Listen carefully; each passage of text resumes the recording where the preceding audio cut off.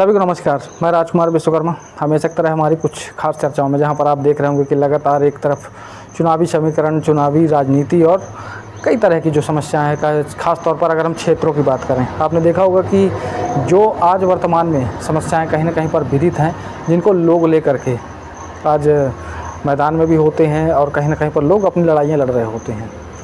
और सबसे बड़ी समस्या है और सबसे बड़ी विडंबना है हर क्षेत्रों की। आज चाहे हम किसी भी विधानसभा क्षेत्र में चले जाएं, वहाँ यह देखा जाता है कि वर्षों से सत्ता में बैठे हुए जो हमारे क्षेत्र के जनप्रतिनिधि हैं, उन्होंने हमारे क्षेत्र के लिए कार्य कौन कौन से किए हैं और क्या अब तक जो है तो उनका योगदान रहा क्षेत्र में। आज सबसे बड़ा प्रश्न यहाँ पर यह है कि जो यहाँ के हालात हैं, आज आपको भी पता है कि मध्य प्रदेश में 230 विधानसभा सीटों में चुनाव होना है आगामी कुछ महीनों पश्चात, जिसको देख करके यहाँ पर का जो एक रवैया है, तो स्वाभाविक सी बात है कि मन में कहीं ना कहीं एक सवाल उठता है कि क्या वाकई में हमारे क्षेत्र के जनप्रतिनिधियों ने जो है तो इस क्षेत्र की जनता के लिए कुछ किया है। क्या हमारी ये छोटी छोटी जो ज़मीन की टुकड़ियां हैं, जो आज कहीं ना कहीं विधानसभा क्षेत्र के नाम पर बटी हुई हैं, तो क्या वास्तविकता में यहाँ पर कुछ कार्य किए गए हैं।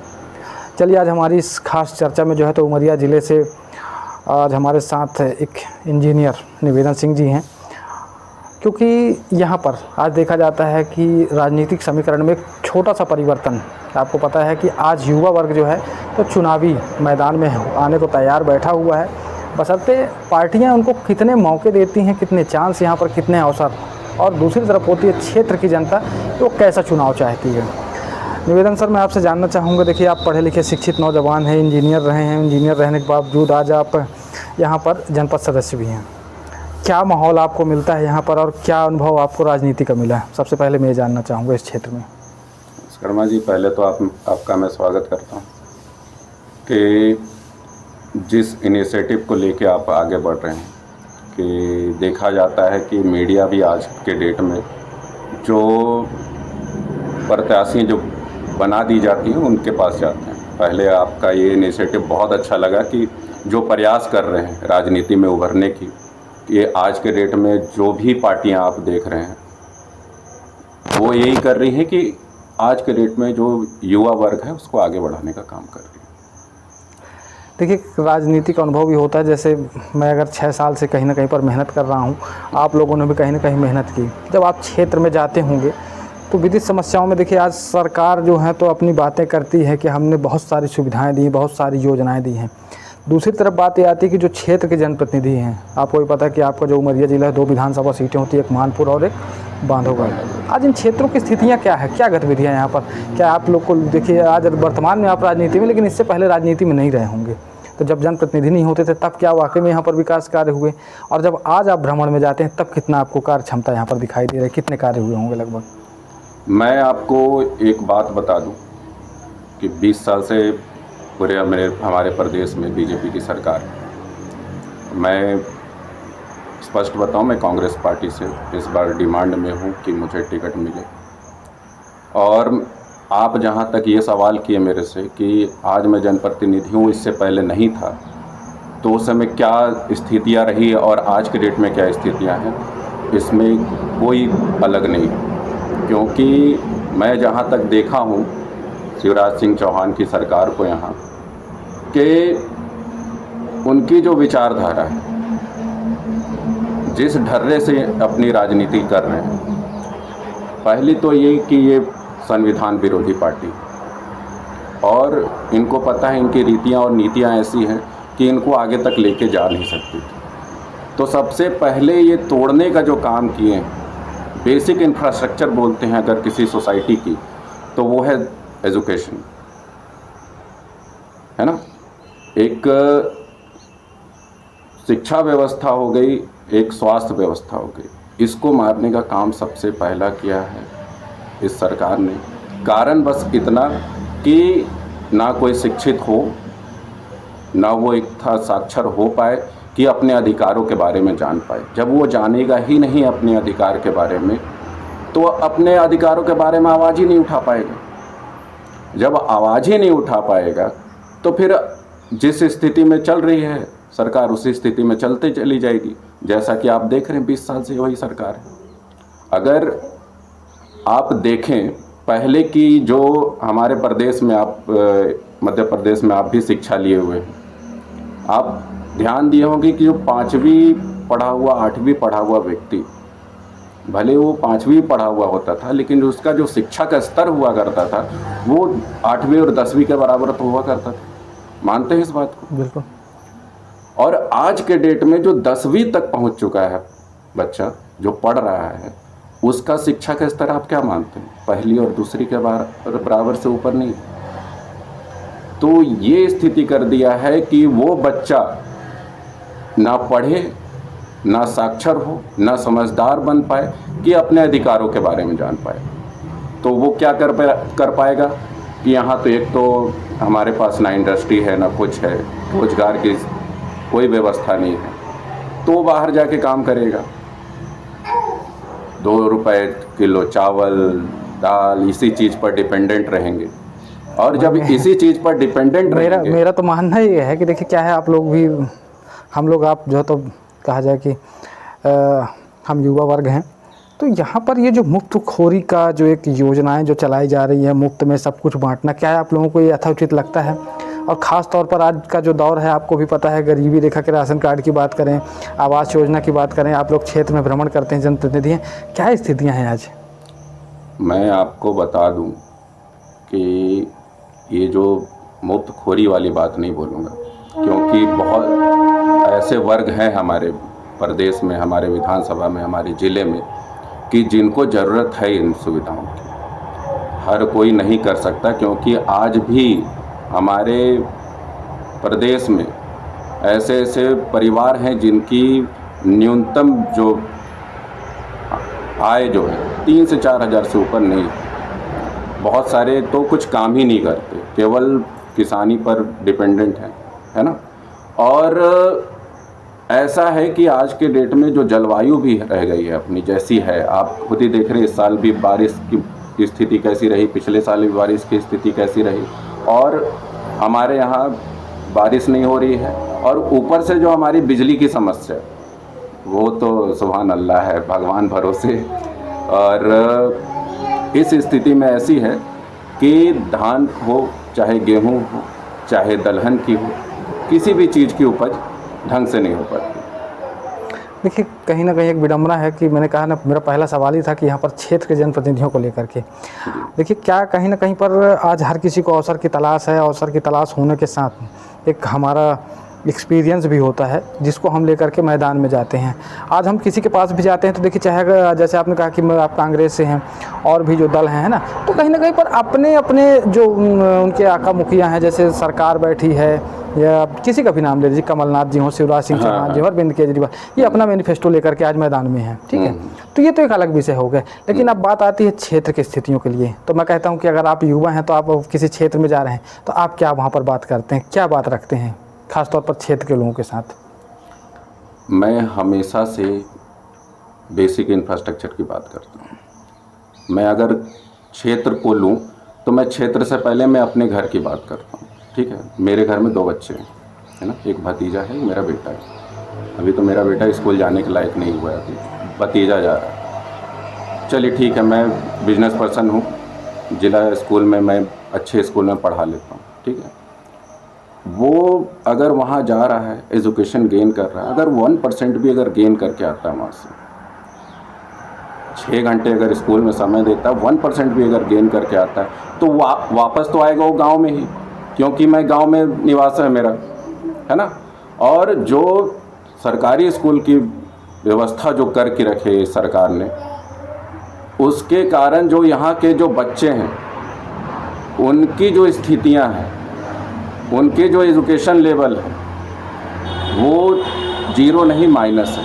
अब और जब ये गांव में आएगा हमारा बच्चा, तो यहाँ अगर बच्चों की बात की जाए तो खेलने तो निकलेगा ही, उसको घर में बंद करके तो रख नहीं सकते हैं। तो जब उन बच्चों के साथ जब वो खेलेगा, तो जो गेन करके आ रहा 1%, वो 0 या -1 हो सकता है।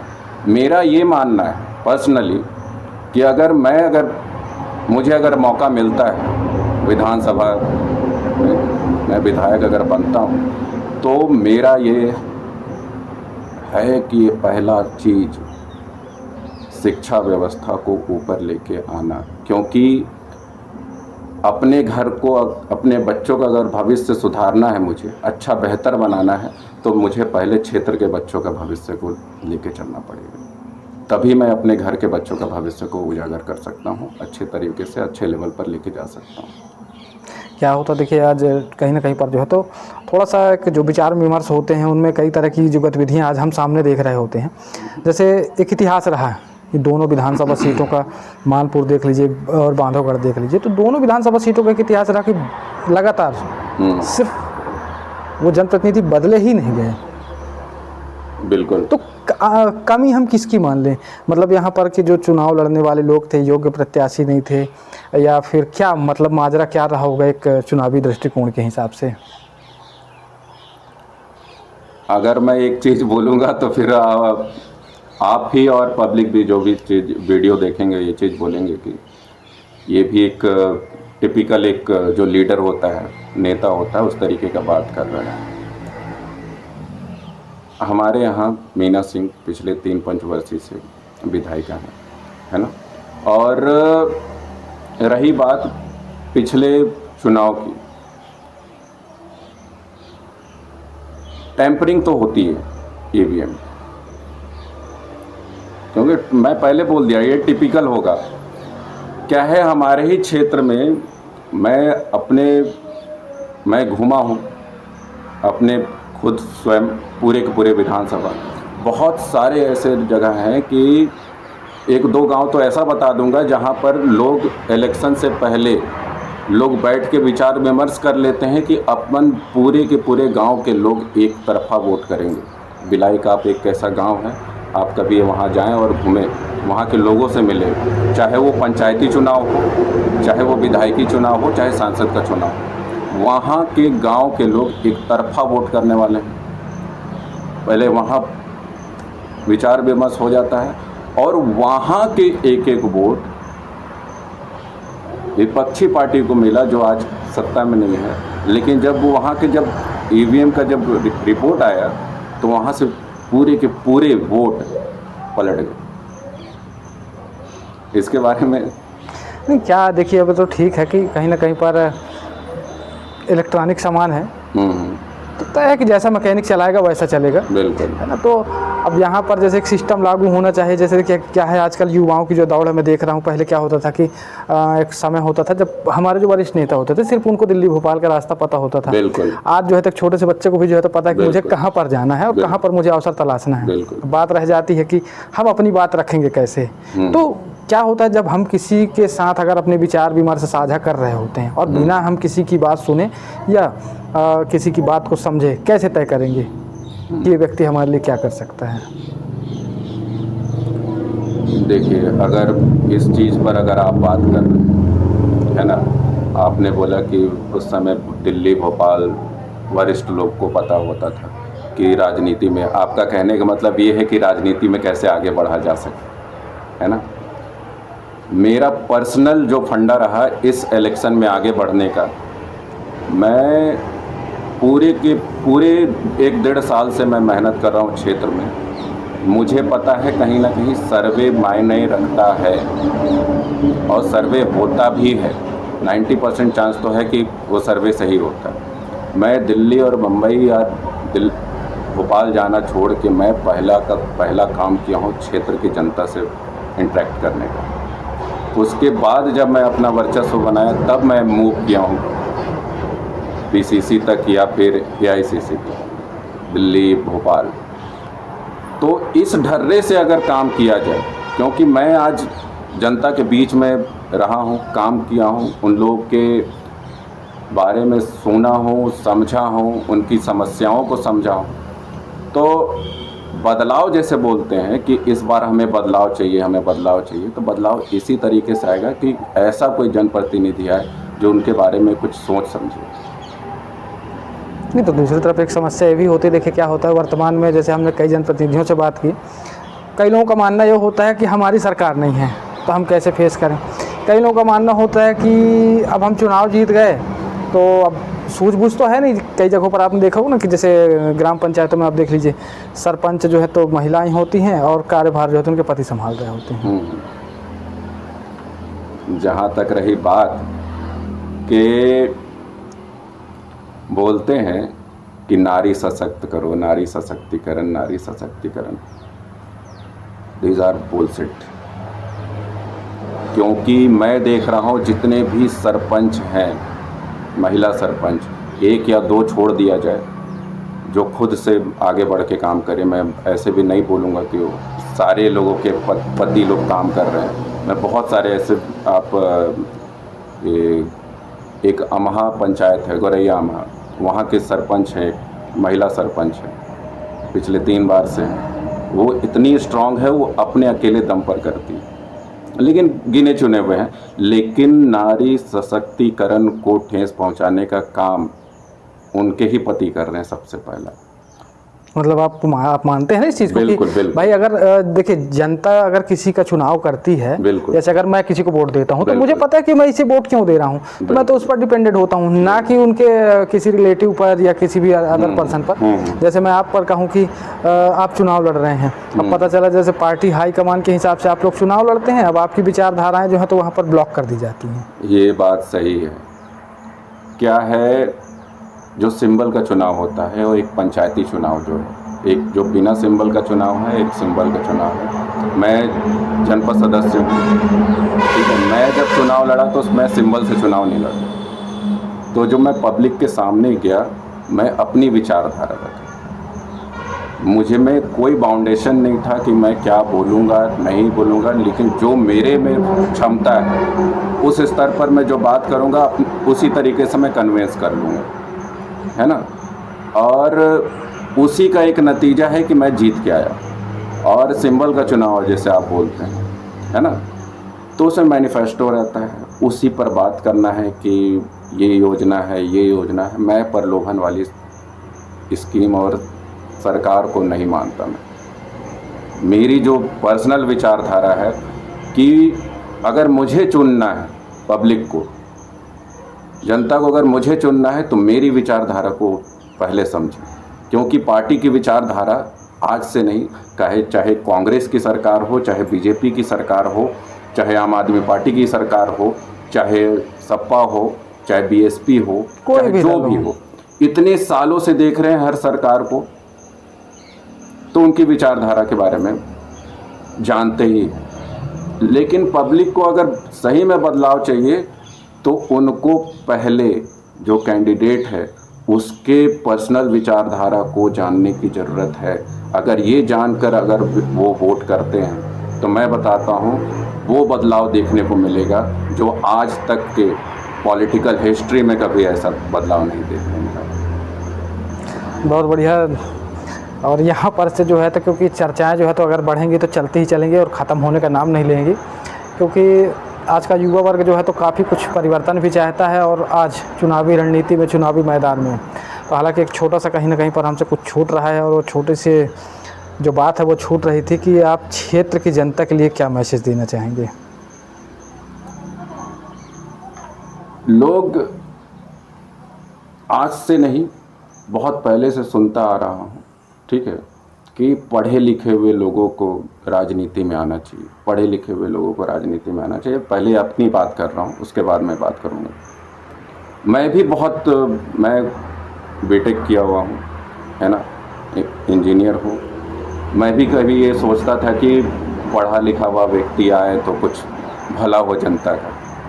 कोई नहीं आया आज तक, क्योंकि जो अच्छा पढ़ लिया तो बोले यार लाखों में, जैसे बोलते हैं कि को हर माँ बोलती है कि मेरा बेटा तो लाखों में एक है, है ना। तो राजनीति भी वही है कि लाखों में एक की किस्मत चमकती है। तो अपना जीवन क्यों खोएं, अपना भविष्य क्यों खोएं, तो इसलिए राजनीति में नहीं आते। मैं कुछ बदलाव के लिए आया हूँ। इसे ही मेरा दिमाग में आया था कि मैं पढ़ा लिखा हूँ, मैं भी यही चीज़ बोल रहा हूँ, तो मैं ये चीज़ क्यों नहीं कर रहा हूँ। इसलिए मैं पॉलिटिक्स में आया हूँ।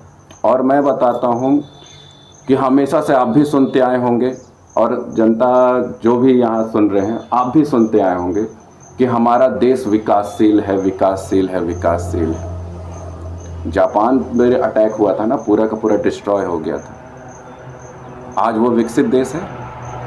हमारा देश विकसित नहीं होगा। नहीं तो हमारे देश की एक वजह है ना, देखिए आपको जैसे उदाहरण के तौर पे बताया जाता होगा श्रीलंका और पाकिस्तान, है ना, उसके अलावा दूसरा उदाहरण ही नहीं है। मैं बता रहा हूँ, मैं कोशिश करूँगा कि अगर मुझे मौका मिलता है इस पद पर बैठने का, तो मैं देश का तो नहीं बोल सकता, मेरे हाथ में मेरा विधानसभा होगा, पूरे देश का पहला विधानसभा ऐसा बनाने की कोशिश करूँगा जो कि विकसित हो। और विकसित हो करने का बस 3 मूल मंत्र जो मेरे हिसाब से लगता है कि होना चाहिए, और अगले 15 साल भी अगर ये चीज़ लगातार दे दिया जाए तो ये विकसित हो जाएगा। वो चीज़ें क्या है? शिक्षा व्यवस्था, स्वास्थ्य व्यवस्था और इन दोनों व्यवस्थाओं तक पहुंच मार्ग, ये बेसिक चीज़ें हैं। अगर ये चीज़ हो गई, क्योंकि अगर बच्चा स्वस्थ होगा तो वो पढ़ लेगा अच्छे से, अगर उसको शिक्षा अगर अच्छे से मिल जाए तो वो शिक्षित होगा, और अगले 15 साल में तो जब ये बोलते हैं कि हमें नौकरी नहीं मिल रही है, ये नहीं मिल रही है, वो नहीं मिल रही है, बहुत सारे लोग ये बोलते हैं कि सक्षम नहीं है। बहुत अच्छी चीज़ है कि सक्षम नहीं है कुछ लोग, है ना, तो उनको सक्षम करने की ज़रूरत हम ही को है ना। अगर हम जनप्रतिनिधि हैं तो हमारा ही काम है उनको सक्षम करने की। और बात रही कि हम बहुत अच्छा, मान लीजिए हम जिला अस्पताल भी अच्छा करते हैं, मानपुर अस्पताल है, वहाँ भी अच्छे डॉक्टर ला दे, लेकिन वहाँ तक अगर पहुँच मार्ग अगर अच्छा से ना दे, स्कूलों तक पहुँच मार्ग अच्छे से नहीं ना दे, क्योंकि ऐसे ऐसे स्कूल हैं, ऐसे ऐसे गांव हैं। उमरिया जिले का एक इतिहास है, देखा हमने कई बार सोशल मीडिया में कि लोग नदी पार करके जा रहे होते हैं। बस वहीं तक मैं पहुंचना चाह रहा था मैं, कि स्कूल है, टीचर्स भी हैं, लेकिन वहां तक पहुंच मार्ग नहीं है। डिलीवरी केस होता है, आप देखे होंगे, आप खुद ही न्यूज़ कवर किए होंगे कि उनको खटिया पर लेके, कंधे पर लेके उनको पहुंचाया जा रहा है क्योंकि पहुंच मार्ग नहीं है। कैसे डेवलप होगा हमारा देश? कैसे डेवलप होगा हमारा विधानसभा? कैसे डेवलप होगा? आपको मैं बताऊं, कांग्रेस की सरकार जब हटी और बीजेपी की सरकार आई तो 1 साल 1.5 साल के अंदर ये माननीय प्रधानमंत्री मोदी जी ने ये बोला कि हमारे देश के एक एक गांव तक हमने बिजली पहुंचा दी। आपको शायद बता दूं, हमारे विधानसभा में एक गांव है कठई, जहां आज तक बिजली नहीं है। आपने ये बोला कि कांग्रेस ने की, हम करके देंगे, तो जब आप ये चीज़ बोलते हो कि हमने कर दिया, तो पहले स्पष्टीकरण रखें कि आपने किया है कि नहीं किया है। ये चीज़ तो करिए आप पहले। चलिए ठीक है, और यहाँ पर से जो है तो इस चर्चा को विराम देते हैं। और क्योंकि अभी चुनावी मोमेंट बहुत लंबा चलने वाला है, चुनाव भी अभी नज़दीक तो है नहीं, 3 से 4 महीने विगत लगने हैं चुनाव होने में। और अभी संभावित जो है तो प्रत्याशियों की लिस्ट भी जारी नहीं हो रही है कांग्रेस के माध्यम से, क्योंकि आम आदमी पार्टी ने कुछ लिस्ट तैयार की, कुछ भाजपा ने तैयार की, लेकिन कांग्रेस की तरफ से अभी कहीं कुछ भी नहीं है। अब आने वाला समय तय करेगा कि क्या वाकई में इस बार परिवर्तन, या फिर वही पुराने लोग, वही पुरानी सरकार, या फिर नई सरकार, या फिर त्रिकोणीय समिति की सरकार। क्योंकि इस बार का चुनाव इतना आसान नहीं होने वाला है। एक तरफ युवा मैदान में, दूसरी तरफ जो है तो जिन दलों को कभी लोग नाम नहीं लेते थे, आज वो दल भी मैदान में हैं। तो कहीं ना कहीं पर जो है तो संभावित यहाँ पर एक उम्मीद जो है तो लोगों के अंदर जाग रही है कि हमें परिवर्तन भी चाहिए। और कैसा परिवर्तन चाहिए अभी तो जनता बता सकती है कि प्रत्याशियों में परिवर्तन चाहती है, या फिर सरकार का परिवर्तन चाहती है, या फिर जिस तरह का भी परिवर्तन चाहती है, वो तो सिर्फ इस सवाल का जवाब सिर्फ और सिर्फ जनता के पास है। तो चलिए इसके साथ मैं विराम देना चाहूँगा, और अगली कड़ी में हमारी मुलाकात फिर होगी। मैं राजकुमार विश्वकर्मा, धन्यवाद।